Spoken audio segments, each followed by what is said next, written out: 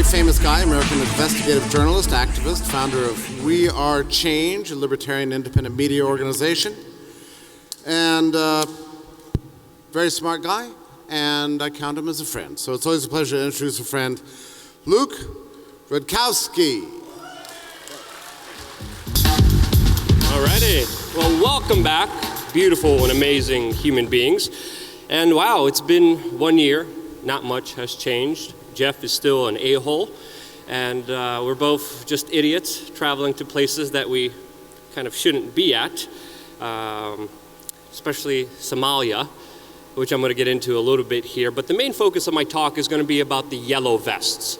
I don't know why, Jeffrey, I don't know if this was you, Jeffrey, but someone named my talk Change Media University when I specifically told them, put IDK, seriously, I don't know what I'm talking about, leave this as a title. But they somehow decided to make that Change Media University, which makes no sense. But I want to talk about the yellow vests, mainly because so many people are coming up to me and asking me, hey, what's going on? Because of the total disinformation and mainstream media just totally ruining the true facts of what's happening there and what's happening in France and what it's inspiring around the world. It's really something astonishing. Another thing that happens is a lot of people come up to me and they're like, wow, you're pretty brave, you're pretty courageous, you're pretty composed, you're pretty much on top of it. And that's absolutely not true at all. A lot of the speakers here who are going to be pretending like they're full of shit. And a lot of us are just pretending, to be honest with you. And I think one way to make you understand that is to help you understand how me and Jeff Berwick ended up in Mogadishu, Somalia. So it was shortly after Anarchapulco last year, where we just had such good energy coming from all the people we met, such a high from all the positivity, from all the love, from all the people who were here in this tremendous event. And then me and Jeff Berwick were sitting around. Of course, there was drinks, and we said, we have to do something. We have to step it up a notch. We have to do something we never did before. We owe it to these people to do something crazy. And then Jeff, drunk as he was like, Somalia, anarchy, we're going to Somalia. Being drunk as well, I said, yeah, Somalia, yeah, let's go to Somalia. And everything lined up with a Bitcoin conference in Kenya, and the main premise that we were going to kind of expose or go after is, everyone always says if you're an anarchist, why don't you just move to Somalia? So we took that up a notch in our drunken belief, which I was hoping wasn't serious until a month before the Bitcoin conference in Kenya, when Jeff messages me and he's like, hey, this is the ticket, make sure you book this flight, we're going to Mogadishu, Somalia, here and here, and I'm like, oh, what, huh? Fuck, I don't want to go to Somalia. I'm like, Jeff, this is not safe. We shouldn't go to Somalia. This makes no sense at all. And then Jeff answered back, what are you, chicken? Brr, and then making that keyboard sound, brr, brr, brr, brr. I was like, what are you, a coward? I'm like, screw Jeff. All right, fine, we're going. Started mentally preparing myself, started doing research, started talking to people who've been there on the ground, started to contact literal mercenary groups that would protect us to the war zone that we were headed in, and started mentally preparing myself, started meditating, started using positive visualization, started really getting prepared. And then 2 weeks into it, Jeff messages me, he's like, I don't think we should go to Somalia. And I was like, I don't think this is a good idea. And I'm pumped up, I'm ready to go. I'm like, okay, this is gonna be crazy, it's a war zone, I never did a war zone, I'm prepared, I'm ready, let's go. And I'm like, pussy. Jeff's like, okay, fine, we'll go. And then 2 weeks later after that, we're literally on a plane from Kenya heading into Mogadishu, Somalia, sitting next to each other being like, what the fuck are we doing? This makes no sense at all. But overall, the experience was a crazy one, obviously an active war zone. Usually in Somalia, there's a terrorist attack once every 2 weeks, major terrorist attacks. The day we went, there was actually 4. The Somali people are some of the most toughest, most stringent, hardened, good people that I have ever met, the ones particularly that we met. And it turned out that it wasn't because of anarchy that Somalia was in so much trouble, but because of all the governments that were there, including the US government, which we actually talked to a survivor of one of the US military raids in Somalia on a farm that killed this person that I interviewed, over a dozen of his family members. So overall, an incredible story, an incredible journey, but not done with what you may think, done with bravery, but done with foolishness, which people need to realize, and just a belief that, hey, the world deserves to know and see what's going on, which brings me to Paris, which is also a similar situation, because when I arrived on the first day here in Acapulco, my friends came up to me and they're like, wow, you just came back from Paris. Hope you're doing okay. Hope you're fine. I'm like, I'm never coming back there. I'm sick of this. I saw a guy get his hand blown off. There was flesh. I'm done. I'm not doing this. I'm tired. I'm sick of the tear gas. And then my friend's like, yeah, you told me the last 2 times you went too. And I just keep coming back. And the reason I keep coming back, because seriously, what's happening in Paris is astonishing. It's incredible. The first time I heard about the yellow vest movement, literally the hair on the back of my neck started to rise up, because I heard that the far left and the far right, along with moderates, are coming together in a significant, huge protest. A protest that, of course, the media is slandering and trying to destroy and speaking in unison. The bigger question needs to be asked here, why is the media speaking in such unison on such messages, always aligned with each other, pushing for the same agenda? And many people have many misconceptions on the bigger kind of, I would call it even a revolution that's happening in France right now, because it's not just over a fuel tax. Just like in the United States, the American Revolution wasn't over a tea tax.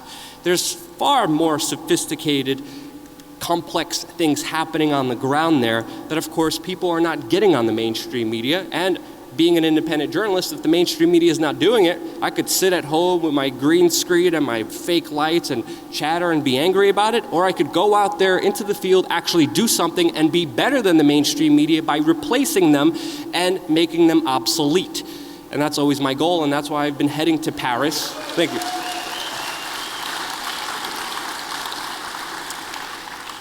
And that's why I've been heading to Paris as frequently as I have, and it's just utterly, utterly incredible to see this thing transpire in such a way with so many things against it.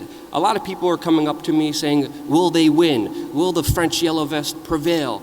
And I would say, significantly, they already have in many incredible, incredible ways. Just a few days ago, the yellow vest movement, by and large, took over a government building and turned it into a homeless shelter without any permission. Yeah, this just happened just a few days ago. Has anyone here ever heard about it? Can you raise your hand if you heard about it? One person. Be honest, you can be honest. We're all about honesty here, and the best thing you could ever do is just be honest with each other. But again, no one has even heard about that. When it comes to speed cameras that were ticketing people for private companies because of the government allowing these speed cameras to be all over France, the Yellow Vest movement responded by destroying the majority of them all over France. Toll roads, periodically, right now, Yellow Vest protesters come in there, make them free. I know how you guys like the toll roads, being anarchists and all, but it's incredible to see this large movement come together and call for bigger campaigns that are really astonishing and really make perfect sense. They also called for the de-investment of big banks and are relying on people realizing that, hey, it's about all of us being compliant and allowing the system to exist that gives it the power that it has to suppress us. And of course, it's very difficult to get the correct numbers of how many people de-invested from the big banks, because obviously the big banks are not going to be relying that information to the public. Obviously the mainstream media is not going to be reporting on it, but the bigger accomplishments have already been made. And one thing that is very significant about this bigger protest that's happening right now is that it's not only inspiring copycat protests all over the world, but the undermining factors that made this protest what it is have not gotten away. Which means that this protest, whether there's yellow vests or not, this larger movement, this larger discontent with the power structure is going to be more prevalent as we continue on, as the falsehoods of government become more apparent to everyone. And that is an incredible time to see it escalated through mass movement of people in France. And obviously, one of the bigger incredible things is all the things that are obstacles in that larger movement, because the government there has been extremely heavy-handed, even to the point where it was leaked and it came out that they had biological chemical weapons established in French government buildings in case of an emergency of when the yellow vest movement takes over the parliament and the government buildings, that they would release this chemical weapon, which, by the way, is not just the tear gas that we continually see there, but another biological weapon. We have the mainstream media slandering them, first calling them crazy communists and liberals, and then on the other hand, a couple weeks later calling them crazy racist and far-right activists, slandering them as much as they can, just defeating the whole purpose of what is happening there. And if you would look at the mainstream media accounts, you would only see people rioting, you would only see people fighting, you would only see even some yellow vesters fighting other yellow vesters. And that is predominantly done on purpose and missing the larger context of how there's even a huge, larger group of people that are calling for nonviolence there, that are actually trying to stop a lot of the things from escalating. Also, the police, extremely heavy-handed, using less lethal munitions that have severely maimed and injured people. Many people have lost eyeballs. Even this last few days when I was in Paris, I remember walking around in the chaos, tear gas going off everywhere, riot police getting pelted, riot police fighting back, and just looking at bones and flesh on the ground. I'm like, what the hell is this? What the hell is going on? I'm like, I hope that's a pigeon. And later I found out it was someone who was actually close to me, where riot police officers threw a flashbang grenade that bounced off the ground, hit him in his hand, and literally took off his entire hand, not that far away from me. Crazy, incredulous things are happening that if they would happen anywhere else would be top national news, but no one's even hearing about any of this. Imagine if such a protest on such a scale, in such a ferocity, for now over 13 weeks was happening in somewhere like Russia or somewhere like Venezuela, with the greater geopolitical interests of the mainstream media, which does the bidding for the establishment, which this yellow vest movement proves time and time again. Imagine if this was happening and what kind of press coverage there would be. But obviously, you have the complete opposite of that. You have blaming on, of course, the yellow vest movement. The banks are against them, the corporations are against them, social media companies are against them, including just a recent case where 3 Amazon employees were fired for voicing their support for the yellow vest movement in France, which of course led the yellow vest movement to protest and storm some of the factories there and shut it down for a few days. Which is just incredible to see this cohesion. But the social media aspect is something that, of course, everyone talks about, the kind of censorship, the demonetization, the deranking and the algorithms. And I'll tell you, as soon as the yellow vest movement came out, I went out there to Paris and I started documenting it. I started talking to people on the ground. I started reporting on it as honestly as I could, giving you all sides of the story. And videos went viral. Hundreds of thousands of views. One video even got 1 million views. And then the mainstream media came out, as well as other independent reporters who were getting significant coverage, because again, the mainstream media largely ignoring it. Independent journalist was covering this movement, made it as popular as it is, people communicating one-on-one with each other, especially on Facebook. Then the mainstream media came out saying, ooh, Facebook and social media are responsible for this huge wave of violence. Why doesn't Facebook censor and derank and make sure they prevent these violent, dangerous riots happening? And then automatically, we see the total suppression just almost everywhere. With Twitter, again, not getting the same responses. With Of course, Facebook, not getting the same responses. And of course, most importantly, YouTube, where our video that garnered 1 million views, it just stayed at 1 million. Didn't even grow afterwards. Not many people even saw it. I think in the dozens, which is, again, not normal protocol. But again, they made sure that, hey, we're going to make sure that this larger movement, this larger kind of message, this larger idea, this dangerous idea of people talking together, coming together, fighting together against the establishment, that's a very dangerous idea that we can't have in the minds of the people of the world. And that's what terrifies them, and it scares the utter crap out of them, and that's why there's so much opposition against them. And the opposition is multifaceted. It happens in many different ways. And with even ISIS coming out, saying that they're going to be using the Yellow Vest movement, infiltrating them, and blowing up people who are not believers. ISIS even came out against the Yellow Vest movement. So we literally have the police, the bloated government, the mainstream media, the corporations, the banksters, large social technocrats, and ISIS freaking going against this movement, and it's still going strong within its 13 weeks. It's amazing.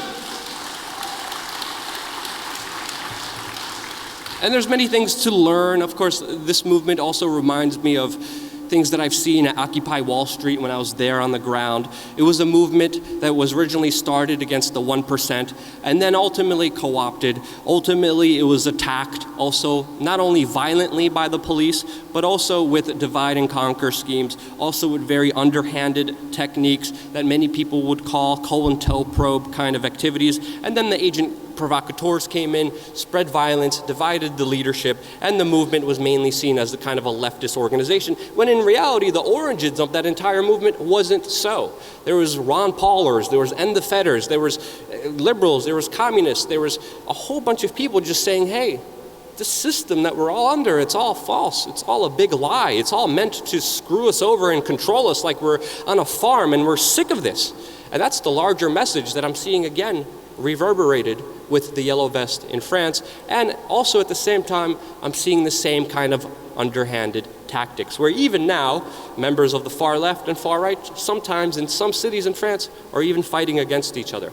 Some of the people I interviewed during my recent stay there, they're pissed because some activists usually take hammers and they destroy private businesses, and they're like, we wish we could stop them, but they're organized and they're coming in here and they're going to push away people from even being with us and even supporting us. We have to do something, and there's a bigger discussion happening now about how to deal with the kind of black bloc tactics, the kind of agent provocateurs that some people disagree with and some people do believe is a part of an entity of the government trying to, of course, divide and conquer, make people hate each other. And that's a real possibility that we have to understand here.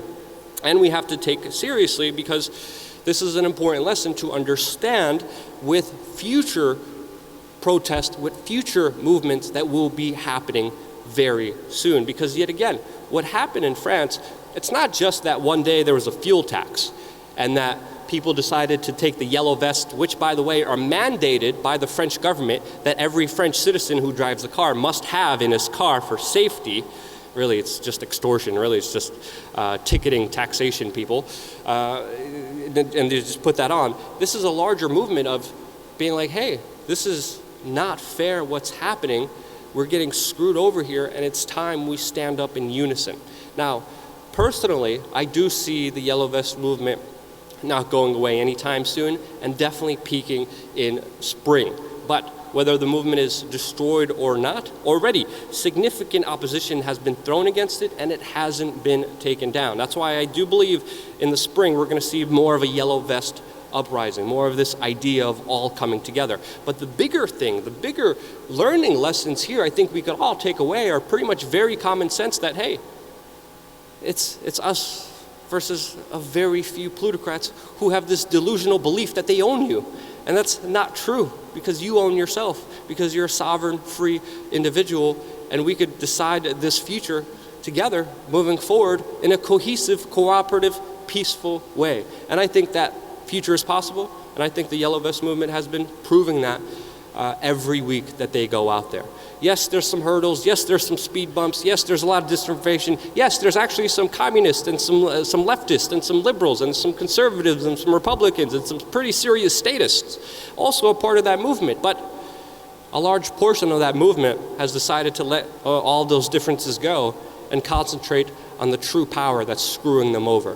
The banksters, the Rothschild literal banker that was established there, that is pushing neoliberal policies or globalist policies that ultimately screw everyone else over, and people are saying enough is enough. And that is incredible, and that is amazing, and that's why you're most likely going to see my dumbass back in France covering this movement when it develops from here. So yeah, that's what all I have to say.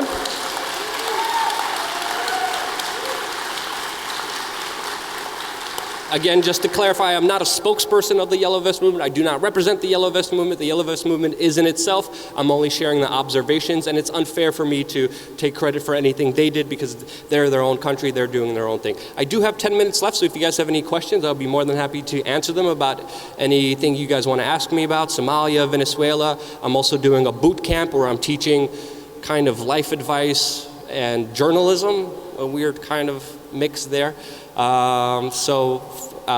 If you want to sign up for that, it's actually Change Media University happening this Monday. So I think you had your question up. Feel free to just stand up and scream.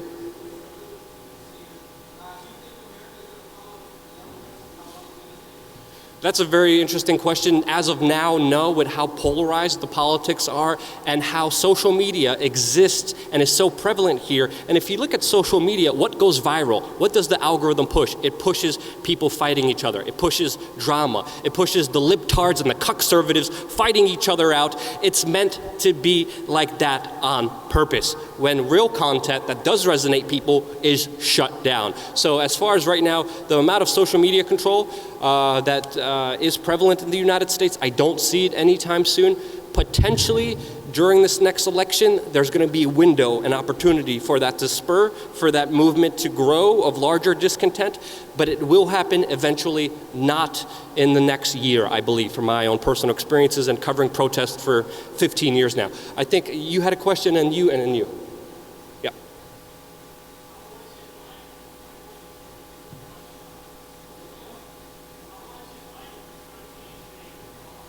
Absolutely terrifying, and I almost pooped my pants.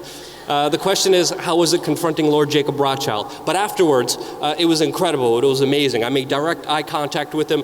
As you can see from my camera, it was shaking, terrifying. But once I finally did it, and I told him, no, you won't have your larger kind of New World Order ideology, it felt amazing. I felt like I was on top of the world, and it felt so good. Because you feel that energy shift. You could talk to people, and you can look at their eyes, and you could see a power dynamic exchange whenever you meet somebody. You feel energies, and I just felt him just kind of deflate and be shocked. Like, who the hell is this kid? And I just felt like top of the world. I think you had a question, and then you, someone over here. Feel free to just scream.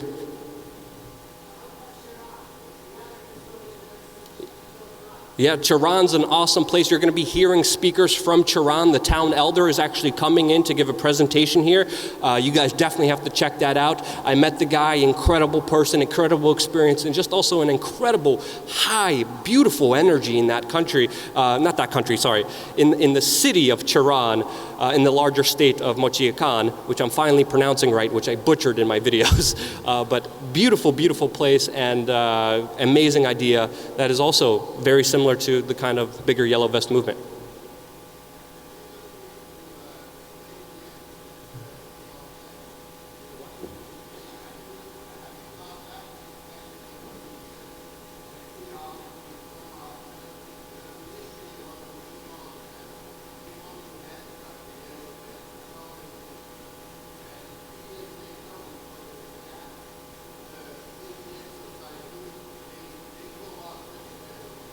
Mm-hmm.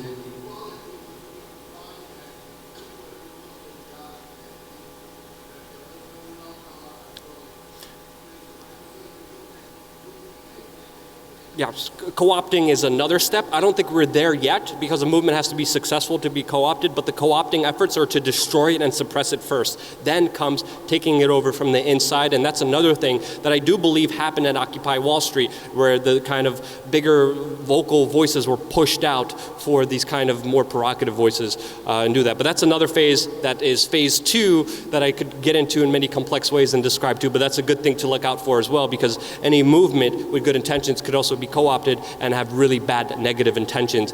And the reason that I really like what I'm seeing as far as these larger movements that are happening right now around the world is because a lot of them are not always calling for a revolution, which brings you back to the same place, but they're calling for an evolution. And I think that's really what we all need on a very personal level. And I think the first step to that is realizing that no one has power over you. And that's why I'm so happy to see what I'm seeing in France. Sorry, I know you had a question?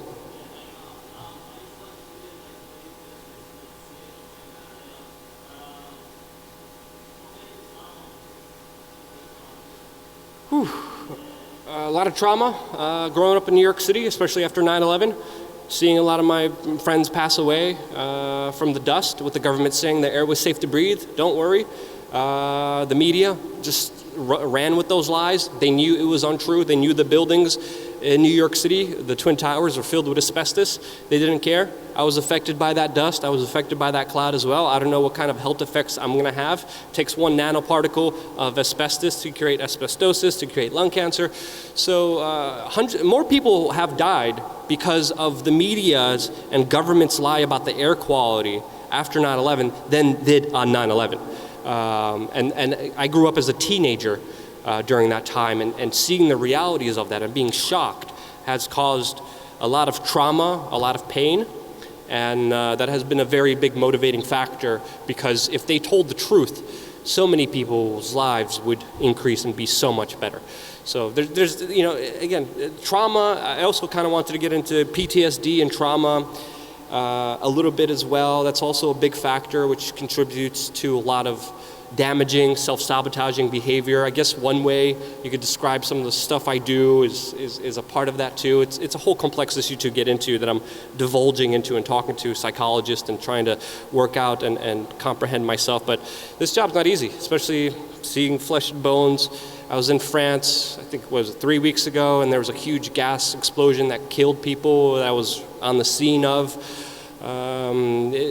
That brings flashbacks every time I do go to Paris. So yeah, I could understand why some people are rude or have anxiety or just start drinking to suppress a lot of the stuff in their minds, because being honest with you, a lot of this stuff is not easy to handle. A lot of this stuff is not easy to process. And you really do need a lot of introspection, a lot of self-help, and a lot of work on your own individual mindset and mentality that is so complicated. And again, guys, I can't stress this enough. Meditate, take things slowly. If someone's being rude or angry or just negative or drinking, try to have compassion for that person, because that person is probably suffering from something that you can't comprehend or can't even understand. So it's been a huge wake-up call as far as mentally realizing the larger effects of the true world that we're living in. But that's a whole nother tangent that I'm jumping on. Sorry?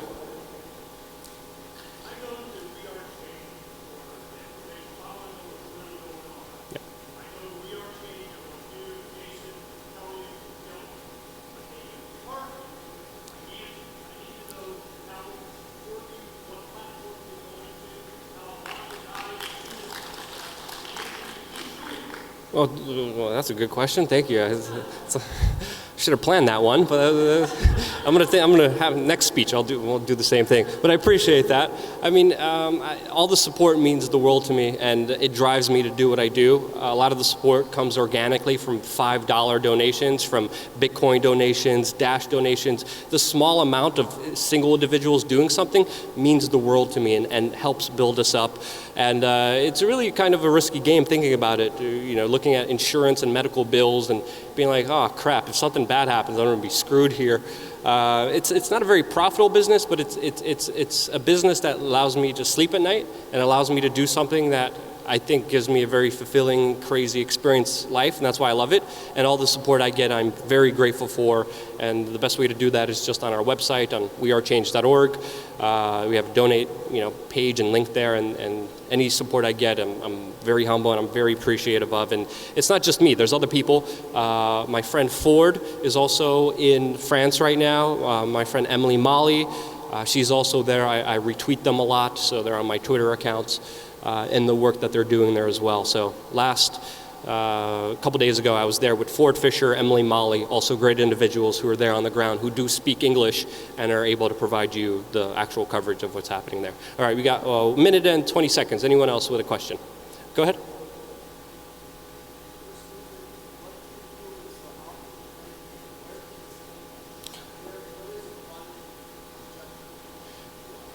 True liberation, true freedom, true non-compliance, true self-sovereignty and freedom and liberty, people deciding how they want to live peacefully. That's the ultimate, I think, end game for everyone, and I think the ultimate dream for everyone. It's going to take a number of steps. It's probably not going to be the ultimate end goal. It's probably not going to be successful, but it's a step in the right direction. And it's something that, again, will not be going away. The conditions that the banksters have created, that the corporations have swindled, that the government has sold out to, those very conditions have not gotten away, and they're becoming more and more apparent for everyone to see. And with everyone seeing it, this is only the beginning. Right now it's the yellow vests. Tomorrow it's going to be something else, and I could guarantee that for 100%. With all the travels, with all my experience, with all my research. That's my time. Thank you guys so much from the bottom of my heart. Really appreciate you guys hearing me out. Thank you so much, and yeah, come talk to me.